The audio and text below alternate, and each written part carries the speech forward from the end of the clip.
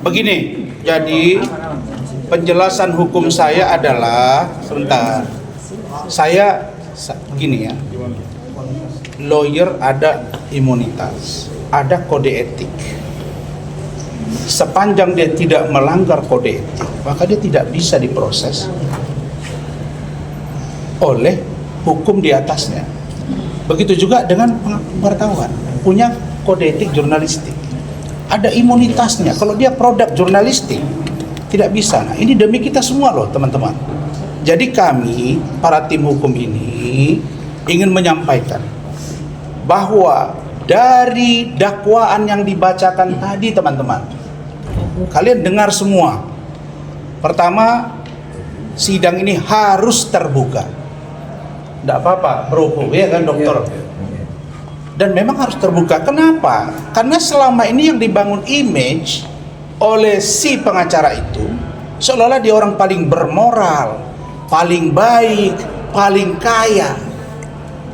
Nanti di sini akan kita buka apa yang sebenarnya terjadi antara percakapan saya dengan Iklim Hakim dan dia dengan Iklim Hakim.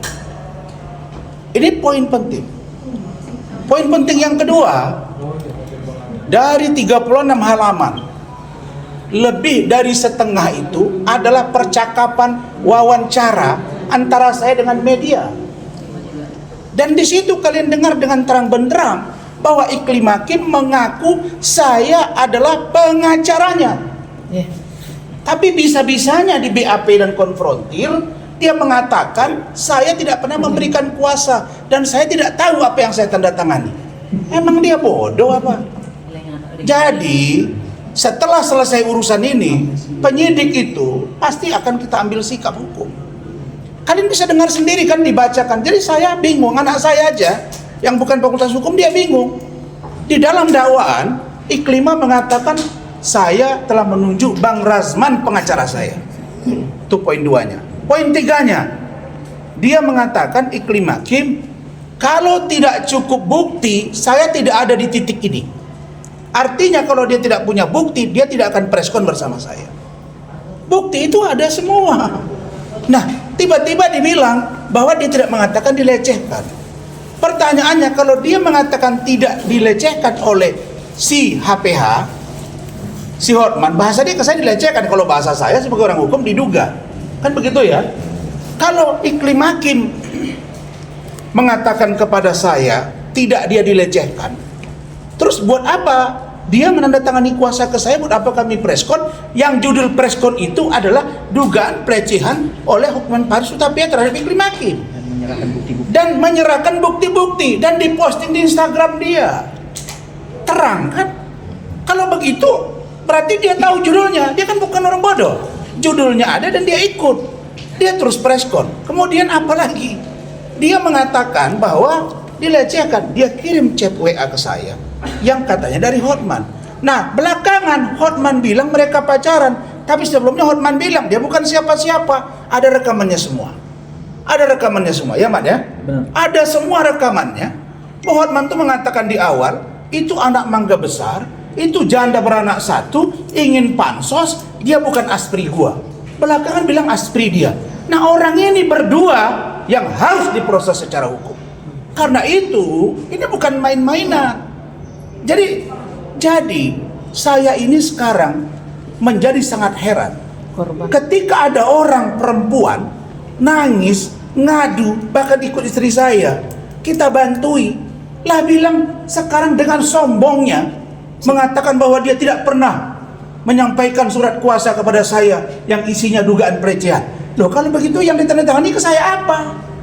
Ketika ditanya oleh penyidik waktu kami konfrontir, kalau saudara Iklima mengatakan tidak memberikan kuasa terkait dengan pelecehan seksual, lalu apa yang ditandatangani itu? Dia bilang, saya nggak bawa, saya nggak punya berkasnya. Lah, kok berkas saya ada, berkasnya tidak ada? Terus apalagi yang lucu? Dia bilang, dia tidak tangan kuasa, tapi dia mencabut kuasa. Bagaimana ceritanya ada bayi, tidak ada bapaknya? Jadi ini aneh gitu. Nah, karena itu untuk closing statement, meramu ini semua, ini sangat menarik saudaraku. Biar kalian dengar. Kan dia bilang saya KTP lah, ini itulah. Nanti baru kalian dengar macam mana mengerikan dan menjijikkannya chattingan-chattingan itu. Dan saya pasti akan buktikan itu. Bagaimana dia di Kementerian PPA bercerita, biar ibu itu nanti yang akan bersaksi di sini. Saya katakan, Iklim Hakim, mungkin kau dalam 2 tahun ini bergembira dan menjadi orang yang berbahagia dari orang yang menolong kau sehingga kau merendah-rendahkan saya. Tapi kali ini kau nggak akan bisa lolos karena kau pasti akan malu karena sikapmu sendiri. Begitu juga dengan penyidik. Jadi saya sangat senang kalau majelis hakim begitu tegas, itulah mau saya. Apalagi ibu itu perempuan, makin senang saya. Makin ketat, salah dikit langsung ditegur. Saya nengok ke belakang kena marah saya. Saya tengok padahal saya ada vertigo dikit, saya bilang, oh iya. Tapi beliau fair. Lebih dahsyat lagi ke Iklim, nggak perlu jemput bawa sini. Takut saya nanti keluar, tahan Iklim Hakim. Baru seru. Jadi, tolong kalian datangi dia. Dia kok cabut gitu loh. Loh, Anda berani mengatakan ini, mengatakan itu, ya sudah. Kau yang menabur angin Iklim Hakim, kau yang menuai badai. Kau yang diduga berkompromi dengan Hotman hari ini, kalian akan menanggung resikonya. Saya sudah katakan, semua ada masanya untuk kita membukanya. Begitu. Jadi ini saja dari kami. Mungkin ada data yang perlu mau disampaikan siapa? Si Oma Rahmat ada? Silakan dikit. Pada teman-teman media, terima kasih tadi udah datang dari pagi, ya kan? Saya mohon teman-teman semuanya untuk dikawal terus kasus ini. Kemudian tadi hakim kan memerintahkan untuk mematikan kamera, artinya tidak boleh live. Pertama, saya mau sampaikan bahwa setelah sidang ini berakhir, kami ajukan. Dan nanti habis makan siang kami akan mengajukan untuk sidang ini dapat disiarkan secara live. Begitu dengan perkara-perkara viral yang lainnya.